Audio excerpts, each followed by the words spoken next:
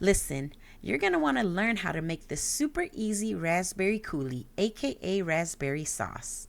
This is what I use to top my raspberry pistachio cheesecake, and it is packed with flavor and so delicious. Let me teach you. You'll need about 12 ounces of raspberries, fresh or frozen, and about a quarter cup of sugar.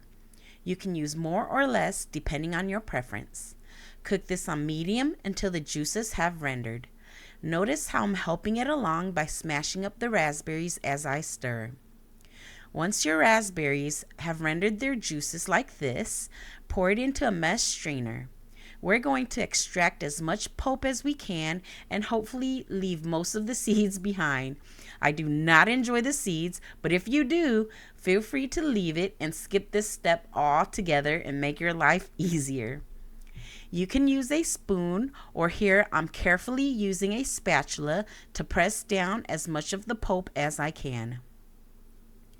Don't forget to gently scrape underneath your strainer to remove all that deliciousness. You can also add a few tablespoons of clean water to the remaining seeds if you still have a good amount of pulp there to help extract more. Once you've extracted as much as you can discard the seeds.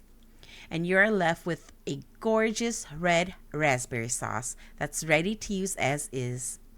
You can also thin it further or thicken it further from here. For my purpose, I'm going to thicken it just a tad bit more. I'm making a potato starch slurry with about a half a teaspoon of potato starch and a few tablespoons of water.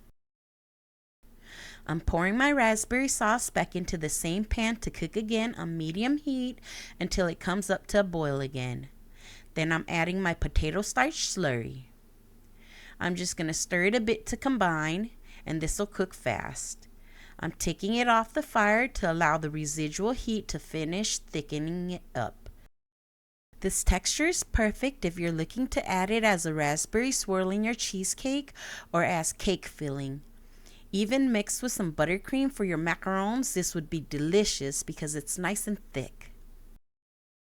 Through my experimentations, I found cornstarch leaves my sauces gelatinous and chunky after it's cooled, and I don't always want that texture.